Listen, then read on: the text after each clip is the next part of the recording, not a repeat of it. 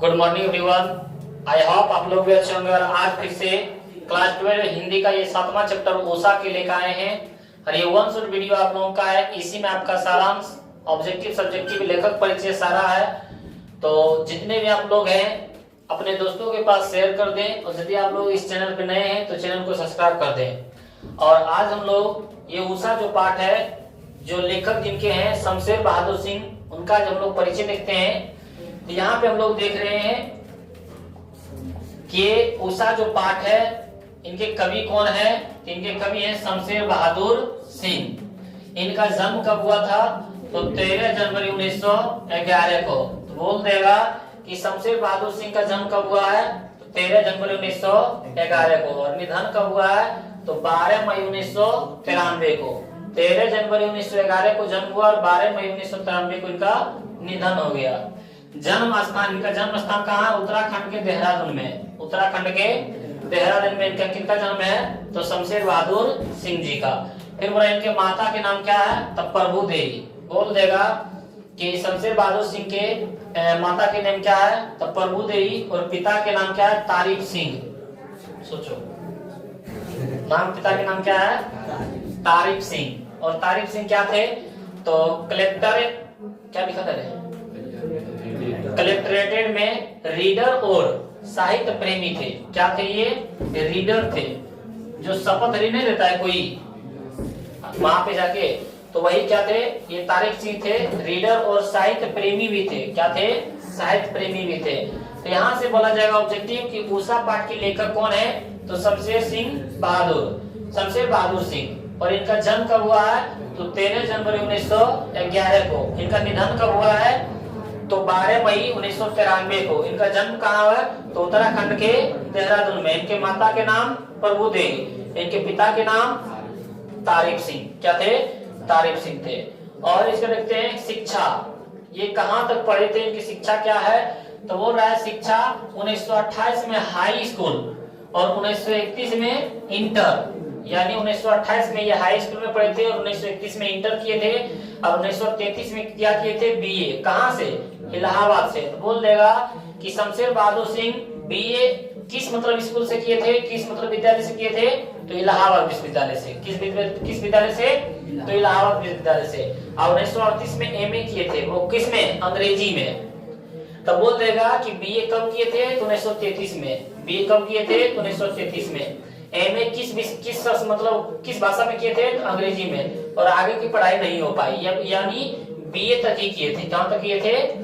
BA तक ही। फिर बोला पारिवारिक जीवन। फिर क्या बोल रहा है? पारिवारिक जीवन, यानी 1929 में ही धर्म देवी से शादी हुआ। बोल देगा कि शमशेर बहादुर सिंह का विवाह कब हुआ था? 1929 में। किसके साथ हुआ था? तो धर्म देवी, यानी उनके पत्नी के नाम क्या है? धर्म देवी। फिर वो 1933 में पत्नी की मृत्यु हुई। 1933 में क्या हुआ था? पत्नी की मृत्यु हुई। यानी उस समय ये क्या कर रहे थे? बीए कर रहे थे। 1933 में ही बीए किए थे ना इलाहाबाद से। तो 1933 में इसकी पत्नी क्या हो गया? मृत्यु। और पारिवारिक विहीन, परिवार क्या हो? विहीन यानी अलग हो गया। और निश्चित जीवन। इनकी वृत्ति क्या है? तो वृत्ति है रुबास, कहानी, माया, नया साहित्य, नया पथ एवं मनोहर कहानियां के संपादक कैसे जुड़े थे। फिर बोला उर्दू हिंदी कोश का भी संपादक किया। बोल देगा उर्दू हिंदी कोश का संपादन किस कवि ने किया है? तो शमशेर बहादुर सिंह ने। फिर बोला 1981 से 1985 तक प्रेमचंद्र सृजन पीठ विक्रम विश्वविद्यालय उज्जैन के अध्यक्ष भी रहे। बोल देंगे कि प्रेमचंद सृजन पीठ विक्रम विश्वविद्यालय उज्जैन के अध्यक्ष ये शमशेर बहादुर सिंह कब से कब तक रहे थे? तो 1981 से 1985 तक। फिर यात्रा ये कहाँ किए थे? 1978 में। कहाँ? सोवियत रूस की यात्रा किए थे। तो बोल देगा शमशेर बहादुर सिंह ने 1978 में कहाँ की यात्रा किए थे? तो सोवियत संघ रूस की। या तो बोल देगा सोवियत रूस की यात्रा कब किए थे शमशेर बहादुर सिंह? तो 1978 में। कब किए थे? 1978 में। आगे देखते हैं हम लोग कि अज्ञेय नागार्जुन। अज्ञेय किसको बोलते हैं? सच्चिदानंद हिरानंद पासवान अज्ञेय जी। तो वही बोल रहे हैं कि ये जो अज्ञेय है नागार्जुन आदि के समकालीन शमशेर बहादुर सिंह आधुनिक हिंदी कविता में स्वच्छंद चेतना के प्रयोगशील कविता के रूप में दूसरा सप्तक में उदित हुआ है। तो बोल देंगे कि ये जो शमशेर बहादुर सिंह है किनके समकालीन है, तो अज्ञेय जी के और नागार्जुन के, यानी जिस समय के अज्ञेय जी और नागार्जुन थे उसी के समय कौन थे, शमशेर बहादुर सिंह। फिर बोला ये इनका मतलब कवि जो है कब मतलब इनका उदय हुआ था, तो दूसरा सप्तक में। किस सप्तक में, दूसरा सप्तक में। फिर बोला इनकी कृतियां क्या है, कृतियां 1932 से 33 में लिखना शुरू किया, और दूसरा सप्तक 1951 में। ऑब्जेक्टिव में बोल देगा कि दूसरा सप्तक कब उदित हुआ था, तो 1951 में। कब हुआ था, 1900 याद रखना, दूसरा सप्तक से उदित हुआ था। दूसरा सप्तक कब हुआ था, 1951। अब कुछ कविताएं जो 1959 में, अब कुछ और कविता 1961 में। चुका भी नहीं हूं मैं, चुका भी नहीं हूं किनके द्वारा लिखा गया, शमशेर बहादुर सिंह 1975 में। इतने पास अपने, ये भी किनके द्वारा लिखा गया है, शमशेर बहादुर सिंह 1980 में। उदिता 1980 में। बात बोलेगी 1981 में। काल तुझसे होड़ है मेरी, ये इनका भी लेखक कौन है, शमशेर बहादुर सिंह 1982 में। टूटी हुई बिखरी कहीं वही दूर से सुन रहा हूँ, या तो सुकून की तलाश, बोल देगा सुकून की तलाश क्या है, गजलें, मतलब गजल है, क्या है, गजल है। प्रतिनिधि कविताएं जिसके संपादन डॉक्टर नामवर सिंह ने किया, बोल देगा कि प्रतिनिधि कविताएं का संपादन किसने किया था, तो डॉक्टर नामवर सिंह ने। किसने किया था, डॉक्टर नामवर सिंह ने। इस बात को आप लोग क्या है याद रखिएगा, जितना रखिएगा उतना क्या है ऑब्जेक्टिव याद करने की जरूरी कम पड़ेगा। इसके अलावा डायरी और विभिन्न प्रकार के निबंध और आलोचक भी लिखे थे। कौन, शमशेर बहादुर सिंह जी।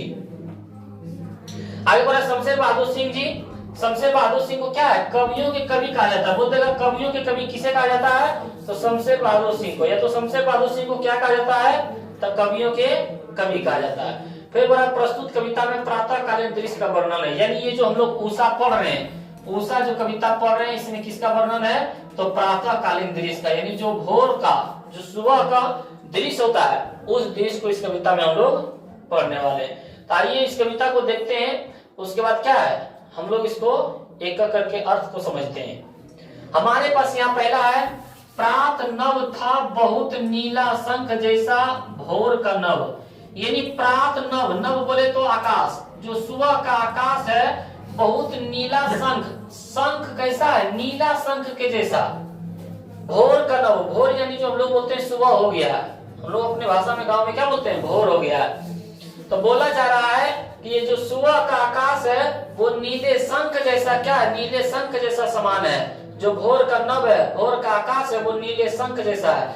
यहाँ बोल देगा भोर का आकाश नीले शंख जैसा, क्यों तुलना किए हैं, ये जो शंख होता है वो शंख का प्रयोग कहाँ करते हैं, पवित्र स्थानों पे करते हैं। कहाँ पे करते हैं, पवित्र स्थानों पे करते हैं। जब हिंदू धर्म में पूजा पाठ होता है तो लास्ट में क्या है, शंख बजाया जाता है। उसी प्रकार जिस प्रकार शंख पवित्र होता है, उसी प्रकार सुबह का आकाश में क्या होता है, नीले शंख जैसा पवित्र होता है। नीले शंख जैसा क्या होता है, पवित्र होता है, क्योंकि सुबह में नीला दिखाई पड़ता है।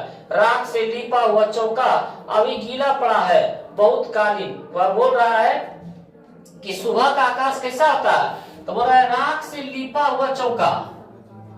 जब हम लोग का पहले का क्या है, जहाँ पे खाना बनाते थे, जहाँ पे अब हम लोग किचन बना चुके हैं, क्या बना चुके हैं, किचन। वहां पे पहले जहाँ पे खाना बनाते थे तो जो हम लोग मतलब चूल्हा में जो जलाते थे, जो राख बनता था गोईठा का या तो लकड़ी का, उसी से हम लोग वहां पे लीप देते थे, ताकि जो भी वहां पे हम लोग खाना खाएं वो वहां का जगह क्या हो जाए, शुद्ध हो जाए। क्या हो जाए, शुद्ध हो जाए। और शुद्ध होने के कारण राख से लीपा हुआ चौका, जब हम लोग चौका को राख से लीपते हैं तो वो किस प्रकार होता है, गीला रहता है। कैसा रहता है, अभी गीला पड़ा है। और जब गीला पड़ा रहता है तब उस पर किसी को आने जाने देते हैं नहीं। क्यों, क्योंकि आपके पैर के निशान पड़ जाएंगे, क्योंकि अभी उसको हम शुद्ध किए हैं। अच्छा, यदि कोई घर में भाई बहन है, अब बहन उसको नीप दिया, अब भाई उस पर पार होके दिखा दे, दोनों हो रहा है। तो वही बोल रहा है कि राख से लीपा हुआ चौका अभी गीला पड़ा है। जिस प्रकार हम लोग राख से कोई नीप देते हैं वहां पे शुद्ध हो जाता है, उसी प्रकार सुबह का आकाश क्या है, लगता है कि भींगा हुआ। सुबह का आकाश क्या है, शीत से भीग जाता है तो लगता है राख से लिपा हुआ शुद्ध हुआ है। तो वही बोल रहा है प्रातः नभ जो है नीले शंख जैसा है और राख से लिपा हुआ चौके के समान लग रहा है।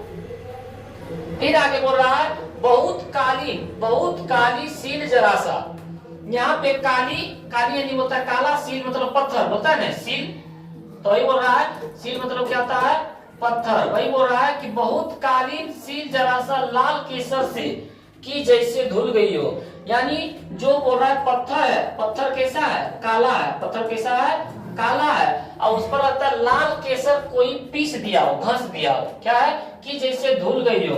बोल रहा है लाल केसर क्या है, इस पर क्या है, घस दिया, लाल केसर क्या है, घस दिया, इसको क्या किया, फिर धो दिया, इसको क्या किया है, धो दिया। तो धो देने के बाद पता चलता है कहीं पे काला है, कहीं पे लाल है, कहीं पे काला है, कहीं पे लाल है, क्योंकि लाल केसर इस पर रगड़ा है। उसी प्रकार आकाश भी, सुबह का आकाश भी लगता है कहीं पे ब्लू है, कहीं पे काला है, कहीं पे लालिमा है, उसी तरह दिखाई पड़ता है प्रातः नव। तो वही बोल रहा है बहुत कालीन सील जरा सा लाल केसर की जैसे धुल गई, लगता है कि कोई काला पत्थर पर लाल केसर रगड़ के धो दिया हो, उस तरह सुबह का आकाश दिखाई पड़ता है। स्लेट पर यह लाल खड़िया चक मल दी हो किसी ने। हम लोग बचपन में जब स्लेट में लिखते थे तो पेंसिल से लिखते हैं, पेंसिल से तो उतना नहीं हाथ लटाता था, लेकिन जब हम लोग खड़िया से लिखते हैं तो पूरा यहाँ क्या लेटा जाता था। उसी प्रकार बोल रहा है कि स्लेट पर, जो स्लेट काला होता है उस स्लेट पर लगता है लाल खड़िया चाक मल दी हो किसी ने, लगता है कि खड़िया से लिख के मिटा दिया है किसी ने। उसी प्रकार सुबह का आकाश लगता है लालिमा देखने को लगता है। आगे क्वेश्चन, नील जल में क्या है, नील जल में यह किसी की गोल झिलमिला रही थी जैसे हिल रही हो। सुबह का आकाश कैसा भी होता है, नीले जैसा, कैसा होता है, नीले के जैसा होता है, और नीले जल में कहीं कहीं लगता है व्हाइट जैसा, सादा जैसा, कहीं कहीं पे क्या है, पूरे आकाश होता है उसमें नीला कलर रहता है, कहीं कहीं पे क्या है, सादा दिखाई पड़ता है, यानी सफेद दिखाई पड़ता है। और सफेद इस तरह दिखाई पड़ता है कि नीले जल में लगता है कोई सफेद परी निकल के आ रही है, दे झिलमिला रही है। वही बोल रहा है नील जल में, यानी आकाश जो नीला है, नील जल में यह किसी की गौर, उसकी जो गौर देह है, उसकी जो देह है वो कैसा गोर है और झिलमिला रही है। सुबह का आकाश जब देखिएगा, सुबह सुबह उठ के 5 बजे, तो क्या है कि लगता है कि नीले जल में कोई गोर, किसी का देह जो है गौरा है, वो क्या है, झिलमिला रही है, जैसे हिल रही है, लगता है कोई हिल रहा है, झिलमिला रहा है। और जादू टूटता है इस उषा का, अब सूर्योदय हो रहा है। बोल रहा है अब ये सब जादू, जितने भी जादू देखने को मिल रहा था कि सुबह में क्या है, सुबह का आकाश नीले शंख जैसा लग रहा था, लगता था कि जिस प्रकार चौका को नींद देते हैं भींगा रहता है, उसी तरह आकाश भी क्या है, सुबह सुबह भींगा हो रहता है। और वो राग लगता था कि किसी लाल पत्थर पर लाल केसर रगड़ के क्या है, धो दिया है, उस प्रकार आकाश दिखाई पड़ता है। और फिर लगता है स्लेट पर कोई लाल खड़िया लेकर क्या है, मल दी हो, क्या है, लाल खड़िया लेके मल दी हो, या तो किसी का देह क्या है, गोर देह झिलमिला रही है। ये सब क्या जादू है, ये सब क्या है, ये सब कब होता है, जब तक सूर्योदय उगता नहीं है तब। जैसे ही सूर्य उगते हैं तो सारा ये जादू क्या था, खत्म हो जाता है, सारा ये जादू क्या है, खत्म हो जाता है। ना तो आकाश दिखाई पड़ता है नीला, ना तो गोर झिलमिलता, सब खत्म हो जाता है। तो वही बोल रहा है जादू टूटता है इस उषा का, सूर्योदय हो रहा है। बोलेगा जादू कब टूटता है, जब सूर्योदय होता है। तो सूर्य जैसे उगते हैं सब सारा खत्म, सब ये सब जादू क्या है, खत्म हो जाता है। तो ये क्या था, आपका कविता का सारांश था। और अब हम लोग इसका क्या है, सब्जेक्टिव देखते हैं। बोला जा रहा है यहाँ पहला क्वेश्चन कि प्रातः काल का नभ कैसा था, अथवा उषा कविता के आधार पर प्रातः कालीन सौंदर्य पर प्रकाश डालिए। तो बोला जा रहा है कि प्रातः काल का दृश्य बड़ा मोहक था, देखने में बहुत सुंदर लगता है। जब हम लोग क्या है सुबह उठते हैं, जब आकाश की ओर देखते हैं तो देखते ही रह जाते हैं, बहुत सुंदर लगता है देखने में सुबह का आकाश। वही बोल रहा है कि प्रातः काल का दृश्य बड़ा मोहक था। प्रातः काल का नभ जो है, नभ यानी आकाश, पवित्र तथा उज्जवल था, इसीलिए उसकी तुलना किससे किया था, नीले शंख जैसा। फिर बोला वह नीले शंख जैसा प्रतीत हो रहा था। कैसा प्रतीत हो रहा था, नीले शंख जैसा, शुद्ध जैसा प्रतीत। अब भोर का आकाश राख से लिपे हुए चौका के समान लग रहा था। जिस प्रकार राख से लिप देते हैं चौका भींगा हुआ रहता है, उसी प्रकार सुबह का आकाश जो शीत पड़ने से होता है, वही बोला भोर का आसमान राख से लिपे हुए चौका के समान लग रहा था। और सूर्योदय, क्या हम लोग बोलेंगे, सूर्योदय, सूर्योदय। और सूर्योदय के पूर्व के लालिमा के कारण नव मोहक प्रतीत हो रहा था। सूर्योदय के पूर्व यानी सूर्य उगने से पहले लालिमा यानी जो लगता है कि सिंदूर जैसा पूरा आकाश में छाया हुआ रहता है, वो क्या है, मोहक प्रतीत होता है, बहुत ही सुंदर लगता है देखने में। अगला क्वेश्चन है कि राख से लिपा हुआ चौका के द्वारा कवि ने क्या कहना चाहा? राख से लिपा हुआ चौका कवि ने इसके माध्यम से क्या कहा? तो बोल रहा है कि सूर्योदय के समय आसमान के वातावरण में नमी दिखाई दे रही है।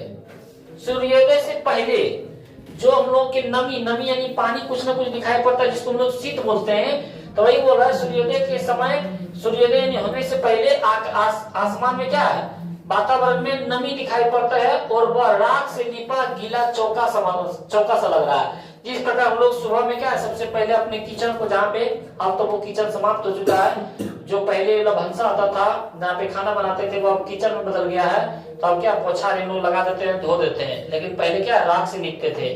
तो वही बोल रहा है जिस प्रकार राख से हम लोग गीला चौका लिपते थे, उसी प्रकार सुबह का आसमान क्या नमी में दिखाई पड़ता है। सूर्योदय के समय क्या आसमान के वातावरण में नमी दिखाई दे रही है और वह राख से लिपा चौका गीला चौका सा लग रहा है। वह बिल्कुल पवित्र और निर्मल है। चौका हम लोग लगा देते हैं तो क्या होता है, शुद्ध हो जाता है, पवित्र हो जाता है। और कवि ने सूर्योदय, यहाँ पे क्या लिखेंगे, कवि ने सूर्योदय के पूर्व आकाश को राख से लिपा हुआ चौका के समान इसलिए बताया गया ताकि उसकी पवित्रता का वर्णन किया जा सके। क्योंकि जिस प्रकार हम लोग जहाँ पे किचन होता है वहां पे राख से लिपते हैं, उसी प्रकार सुबह का आकाश क्या है, नमी से भीगे रहने के कारण उसकी तुलना किससे की है, राख से लिपा हुआ चौका से, ताकि वो क्या हो सके, पवित्र का वर्णन हो सके। क्वेश्चन है उषा का जादू टूटता है कैसे? तो आप लोग बताए कि उषा का जादू कब टूटता है? जब सूर्योदय होता है तब। तो वही यहाँ पे बोला जा रहा है कि उषा का जादू कैसा है? तो बोलेंगे सूर्य से निकलने से पहले, यानी सूर्य से निकलने के पहले जो भी बात पढ़े थे वही तो उषा का जादू है। उषा किसको बोला गया? सुबह की किरण को। तो वही बोला है सूर्य से निकलने से पहले का समय, जब सूर्य की लाली दिखाई देती है, जब सूर्य का लाली दिखाई देती है उस समय को क्या कहा गया? उषा कहा गया। यानी सुबह में जो किरण दिखाई पड़ती है उसी को क्या कहा गया है? उषा। यानी सूर्योदय होने से पहले। बोला सूर्योदय से पूर्व की लालिमा एवं आकाश की नीलिमा ने, यानी लालिमा कहीं पे लाल दिखाई पड़ता है, कहीं पे नीली दिखाई पड़ती है। भाई बोला लालिमा और नीलिमा ने एक साथ मिलकर मनमोहक दृश्य उत्पन्न किया है। जो लालिमा और नीलिमा दोनों मिलकर जो मनमोहक दृश्य पैदा करता है, जो मनमोहक देखने में लगता है, जिसे उषा का जादू कहा गया, उसी को क्या कहा गया है? उषा का जादू। और सूर्योदय होने पर, सूर्योदय क्या है?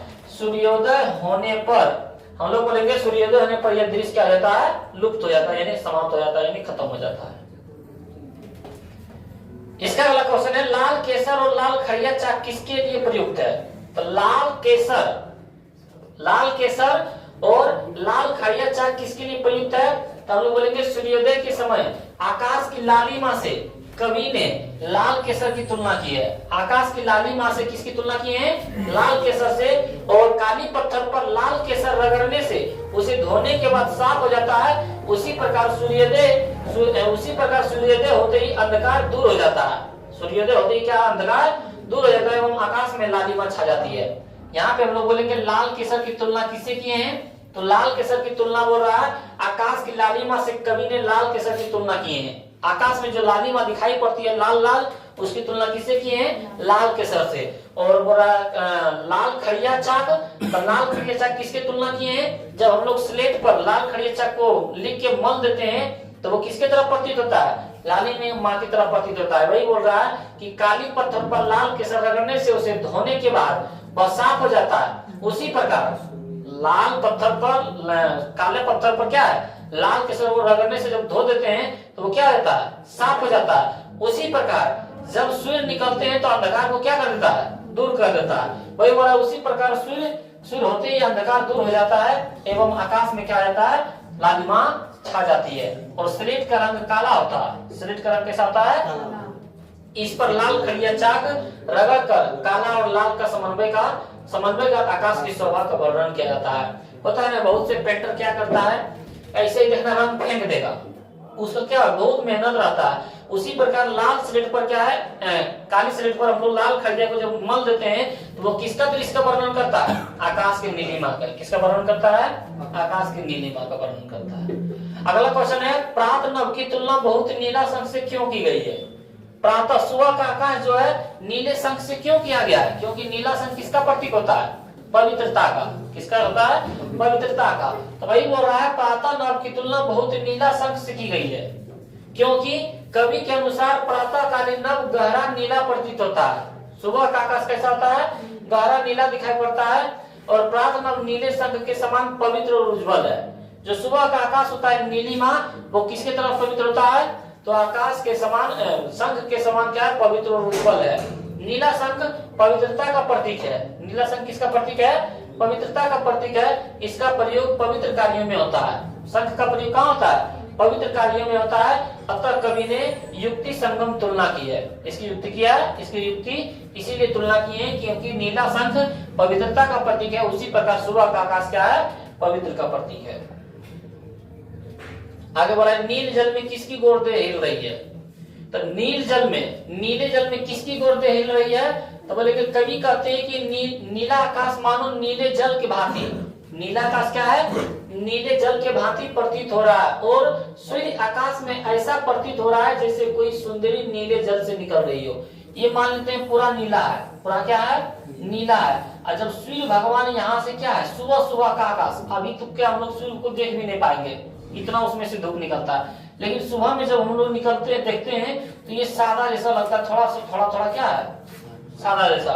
ये नीले, ये क्या है? नीले जल में जब ये निकलते हैं सादा जैसा तो लगता है किसी का देख क्या है? गौरा झिलमिला रहा है। तो वही यहाँ पे बोला है, कवि कहते हैं कि नीले आकाश मानो नीले जल की भांति है, और सूर्य आकाश में ऐसा प्रतीत होता है, सूर्य जो है आकाश में ऐसा प्रतीत होता है जैसे कोई सुंदरी नीले जल से नहाकर निकल रही है। नीले जल से नहाकर क्या है? निकल रही है, और उसके गोरे रंग का आभा चारों तरफ फैल रहा है। गोरे रंग के होने के कारण क्या? चारों तरफ प्रकाश फैलता है। तो वही बोल रहा है कि नीले जल में किसकी गोरदें हिल रही है? तो सूर्य का देह हिल रही है। ये देखिए आपका क्या है? व्याख्या। ये क्या है? व्याख्या। व्याख्या क्या है? कि जादू टूटता है इस उषा का और सूर्योदय हो रहा है, इसको व्याख्या करने बोल रहा है। तो आप लोग पहले बताएं कि जादू टूटता है इस उषा का सूर्योदय हो रहा है, ये किस मतलब कविता से लिया गया है? उषा कविता से लिया गया है। इनका लेखक कौन है? तो शमशेर बहादुर सिंह। तो पहले इसका लिखना है परिचय। प्रस्तुत पंक्तियां कवियों के कवि बोल देगा। शमशेर बहादुर सिंह को क्या कहा गया है? कवियों के कवि कहा गया है। कवियों के कवि शमशेर बहादुर सिंह लिखित उषा शीर्षक कविता से लिया गया है। उषा शीर्षक कविता से लिया गया है, जिसमें उन्होंने उषा के गतिशील चित्रण बिंबों द्वारा प्रस्तुत किया है। उषा का यानी जो उषा का सुबह का आकाश होता है, सुबह की प्रकाश होता है, उसकी गतिशील चित्रण बिंबों द्वारा प्रस्तुत किया है। हम लोग अनुभव करते हैं कि सुबह का आकाश, जैसे बोलते हैं सुबह का आकाश कैसा होता है, तो हम लोग दिमाग में बैठा लेते हैं कि सुबह का आकाश का मनमोहक दिखने में लगता है। तो वही बोल रहा हूँ, उनके बारे में चित्रण बिंबों द्वारा प्रस्तुत किया है। और इस पंक्ति में कवि कहते हैं कि सूर्योदय के पूर्व लालिमा और आकाश की नीलिमा, सूर्योदय के पूर्व की लालिमा और आकाश के नीलिमा ने एक साथ मिलकर जो मनमोहक दृश्य उत्पन्न किया है, दोनों मिलकर जो देखने में इतना सुंदर लगता है, वह सूर्योदय होने पर नष्ट हो जाता है। जैसे ही सूर्योदय होता है वो सारा जादू क्या होता है? समाप्त हो जाता है, नष्ट हो जाता है, अर्थात उषा का जादू खत्म हो जाता है। तो वही बोल रहा है उषा का जादू कैसे टूटता है? सूर्योदय होने से। इसके अगला क्वेश्चन है कि बहुत कालीन सील जरा से लाल केसर की जैसे धुल गई हो। ये हम लोग क्या बोलेंगे कि काली पत्थर पर लाल केसर ने क्या है? रगड़ के किसी ने धो दिया हो, रगड़ के किसी ने धो दिया हो। ये कहां से लिया गया है? उषा कविता से, जिनके लेखक कौन है? शमशेर बहादुर सिंह। तो हम लोग बोलेंगे कि प्रस्तुत पंक्तियां शमशेर बहादुर सिंह द्वारा लिखित इनकी प्राकृतिक वर्णन से संबंधित। बोल देगा प्राकृतिक वर्णन से कौन सी कविता संबंधित है? उषा। उषा किसके बारे में बताया? प्रकृति वर्णन के बारे में बताया, संबंधित बोला। प्रकृति वर्णन से संबंधित कविता उषा से ली गई है, जिसमें उन्होंने प्रातःकालीन नभ का सौंदर्य का वर्णन किया। सुबह का जो आकाश का सुंदर होता है उसके बारे में बताया गया है। और इस पंक्ति के माध्यम से कवि कहते हैं कि काली पत्थर को लाल केसर से मलने पर, काली पत्थर पर क्या? लाल केसर के मलने पर पत्थर साफ हो जाता है। पत्थर क्या रहता है? साफ हो जाता है। उसी प्रकार सूर्योदय होते ही अंधकार क्या रहता है? दूर हो जाता है। अंधकार क्या रहता है? दूर हो जाता है, एवं आकाश में लालिमा छा जाती है।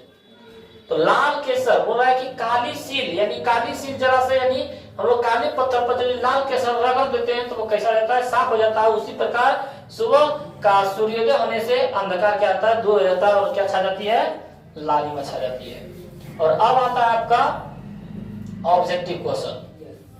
अब आप लोग ऑब्जेक्टिव क्वेश्चन का जवाब दें और देखते हैं आप लोग ऑब्जेक्टिव क्वेश्चन में कितना जवाब दे पाते हैं। राख से लिपा हुआ चौका, यह पंक्ति किस शीर्षक कविता की है? तो राख से लिपा हुआ चौका ये पंक्ति किसमें बताया गया है? उषा में। किसमें बताया गया है? राइट आंसर हो जाएगा मेरा सी। अगला है जादू टूटता है इस उषा का अब सूर्योदय हो रहा है, यह भी पंक्ति किस शीर्षक कविता से दिया गया है? उषा की छप्पर की हार की जीत की गांव का घर, तो हम लोग क्या बोलेंगे? उषा। किससे बोलेंगे? उषा। अगला क्वेश्चन है इतने पास अपने शीर्षक संकलन किस कविता के द्वारा लिया गया है? इतने पास अपने किसके द्वारा लिखा गया है? तो शमशेर सिंह, शमशेर बहादुर सिंह द्वारा, विनोद कुमार शुक्ल की, ज्ञानेंद्र पति की, अशोक वाजपेयी की, शमशेर बहादुर सिंह, हम लोग क्या बोलेंगे? शमशेर बहादुर सिंह द्वारा लिखा गया है। शमशेर बहादुर सिंह ने कौन सी कविता लिखी है आप लोग बताएं? पुत्र वियोग की उषा की हार की जीत की अधिनायक, तो हम लोग क्या बोलेंगे? उषा। क्या बोलेंगे? उषा। अगला क्वेश्चन देखते हैं हम लोग, क्वेश्चन नंबर 5 कि शमशेर बहादुर सिंह को हिंदी साहित्य में क्या कहा जाता है? तो हिंदी साहित्य में उसे क्या कहा जाता है? कवि शिरोमणि की, कवि रत्न की, कवियों के कवि की, इनमें से कोई नहीं, तो कवियों के कवि कहा जाता है। बोलते कवियों के कवि किसे कहा जाता है? तो शमशेर बहादुर सिंह। लो आ गया, कवियों के कवि किसे कहा जाता है? तो शमशेर बहादुर सिंह को, शमशेर बहादुर सिंह को कहा जाता है। अगला क्वेश्चन देखते हैं इसका कि शमशेर बहादुर सिंह की प्रतिनिधि कविताएं नामक काव्य कृति का संपादन किसने किया? हाँ, प्रतिनिधि कविताएं, ये लोगों को बताए थे। प्रतिनिधि कविताएं नामक काव्य का संपादन किसने किया था? डॉक्टर काशीनाथ सिंह ने, डॉक्टर दूधनाथ सिंह ने, कि डॉक्टर नावर सिंह ने, कि इनमें से कोई नहीं? डॉक्टर नावर सिंह ने। किसने? जब हम परिचय पढ़ा रहे थे, लेखक परिचय उसी में बताए थे। उषा का जादू कब टूटता है ये बताएं? उषा का जादू कब टूटता है? सूर्योदय होने पर, कि दोपहर होने पर, कि अंधेरा होने पर, इनमें से कोई नहीं? तो सूर्योदय होने पर। कब होने पर? सूर्योदय होने पर। और इसका अगला क्वेश्चन देखते हैं कि शमशेर बहादुर सिंह ने किस कोश का संपादन किया था? किस कोश का संपादन किया था? हिंदी अंग्रेजी की, उर्दू अंग्रेजी की, उर्दू हिंदी की, में से कोई नहीं? उर्दू हिंदी का। किसका? उर्दू हिंदी का क्या किया था? ये संपादन किया था। शमशेर बहादुर सिंह को किस साहित्यकार के समकालीन थे? तो एक अज्ञे जी और एक नागार्जुन, उसी के समय के थे ने। तो बोला प्रेमचंद्र की, जयशंकर प्रसाद की, कबीरदास के, नागार्जुन, तो नागार्जुन। यदि हमारा अज्ञे जी रहता हो, अज्ञे जी मान देते हैं। अगला क्वेश्चन हम लोग के पास, शमशेर बहादुर सिंह की रचना किस सप्तक में आनी शुरू हुई? तो किस सप्तक में आनी शुरू हुई? दूसरा सप्तक में। किस सप्तक में? दूसरा सप्तक में। दूसरा सप्तक कब हुआ था? 1951। 1951 में। ये भी ऑब्जेक्टिव में पूछ देगा, याद रखना है। शमशेर बहादुर सिंह ने सोवियत रूस की यात्रा कब की थी? तो सोवियत रूस की यात्रा कब किया था? 1978 में। बोलते 1978 में शमशेर बहादुर सिंह ने किसकी यात्रा की? तो सोवियत रूस की। अगला क्वेश्चन है शमशेर बहादुर सिंह ने कौन सी रचना की है? तो कौन सी रचना की है? इंद्रजाल की, मुकुल की, उदिता, इनमें से कोई नहीं? उदिता। क्या हो जाएगा? उदिता हो जाएगा। अगला क्वेश्चन है हम लोग के पास कि शमशेर बहादुर सिंह ने 1978 में किस देश की यात्रा की? तो किस देश की यात्रा की 1978 में? तो सोवियत रूस। क्या हो जाएगा? सोवियत रूस हो जाएगा मेरा। अगला शमशेर बहादुर सिंह ने किस स्थान से बीए किए थे? तो इलाहाबाद से बीए किए थे। बीए कब किए थे? 1933 में। और 1933 में इसकी पत्नी की मृत्यु हुई है। पत्नी के नाम क्या थी? धर्म देवी। क्या थी? धर्म देवी। अगला शमशेर बहादुर सिंह का संबंध किस विश्वविद्यालय से रहा है? इलाहाबाद विश्वविद्यालय, इलाहाबाद, इसी से रहा था। अगला क्वेश्चन देखते हैं कि उषा क्या है? हमारे पास है कि उषा कविता में प्रातः कालीन को किसके समान बताया है? लाल कमल के समान, की नीले संग के समान, की नीली चादर के समान, की नीले सागर के समान? नीले संग के समान। किससे बताया? आगे बोला प्राकृतिक वर्णन से संबंधित कविता है। प्राकृतिक का वर्णन किस कविता में बताया गया? गांव का घर की उषा में, कि साकेत में, कि हार की जीत में? उषा में बताया गया। कौन कविता में? उषा में। अगला है कि दूसरा सप्तक का प्रकाशन वर्ष कब हुआ? अभी बताए थे जस्ट। दूसरा सप्तक का प्रकाशन वर्ष कब हुआ था? 1951 में हुआ था ना। ऑप्शन में दिले कहाँ? 1951 में हुआ था। 1951 में पढ़े थे ना? हाँ, 1951 में ही पढ़े थे। अगला है शमशेर बहादुर सिंह का जन्म कब हुआ था? तो 13 जनवरी 1911 को, 13 जनवरी 1911 को। अगला क्वेश्चन है हम लोग के पास, शमशेर बहादुर सिंह की पत्नी का नाम क्या था? धर्म देवी था। क्या था? धर्म देवी था। अगला है, कौन सी कृति शमशेर बहादुर सिंह की है? गुलामी की नशा की, मुकुल की, काल तुमसे होड़ है मेरी, यही है, काल तुमसे होड़ है मेरी। अगला है कि नील जल में या किसी का हो झिलमिला दे जैसे हिल रही हो कविता, यह पंक्ति किस कविता से ली गई है? तो उषा से लिया गया। किसे लिया गया है? उषा से लिया गया। आगे बढ़े, शमशेर बहादुर सिंह की रचना निम्न में से कौन है? तो शमशेर बहादुर सिंह की रचना, सतह से उगता आदमी कि लोग भूल गए कि खिलेगा तो देखेंगे टूटी हुई बिखरी हुई, टूटी हुई बिखरी हुई, यही लिखा हुआ है ना, यही हमारा राइट आंसर हो जाएगा। अगला क्वेश्चन है 25 नंबर की, प्रातःकालीन आकाश कैसा है? कमल के रंग जैसा, नीले शंख जैसा, कि कालीन सील के जैसा, कि उजली सीप के जैसा? नीले शंख के जैसा। किसके समान था? नीले शंख के जैसा। अगला बोल रहा है, किसका जादू टूटता है? उषा का, संध्या का, रजनी का, कि नायिका के सौंदर्य का? तो उषा का जादू क्या होता है? टूटता है। अगला क्वेश्चन हम लोग के पास है क्वेश्चन नंबर 27, उषा शिष्य कविता के कवि है? तो उषा शिष्य कविता के कवि कौन है? शमशेर बहादुर सिंह। कौन है? शमशेर बहादुर सिंह। अगला क्वेश्चन है कि चुका भी नहीं हूं मैं के रचयिता कौन है? तो शमशेर बहादुर सिंह। एक कौन जगह? शमशेर बहादुर सिंह। अगला हम लोग के पास है, सुकून की तलाश किसकी रचना है? तो शमशेर बहादुर सिंह की जाएगा। क्या जाएगा? शमशेर बहादुर सिंह की। इसके आगे क्वेश्चन है 30 नंबर में, शमशेर बहादुर सिंह का जन्म कहाँ हुआ था? हम लोग बताएं। शमशेर बहादुर सिंह का जन्म कहाँ हुआ था? उत्तर प्रदेश के देहरादून में। उत्तराखंड के उत्तराखंड था, उत्तराखंड था। ये देहरादून में क्या था? देहरादून में। राइट आंसर हो जाएगा मेरा ये। इसके बाद हम लोग अगला क्वेश्चन देखते हैं। भाव नहीं, ये हमारा क्या था? 30 प्रश्न था। आप लोग यदि सारांश को अच्छे से समझे होंगे, अच्छे से ध्यान से सुने होंगे, तो 30 प्रश्न में से ऐसा एक भी प्रश्न नहीं था कि जो आप लोगों से नहीं बनता। 30 में से 30 बनता। ये आपका 7वां चैप्टर समाप्त हुआ क्लास 12 के कविता में। और मिलते हैं फिर हम लोग 8वां चैप्टर में। यदि आप लोग को समझ में आया तो शेयर और लाइक जरूर करें।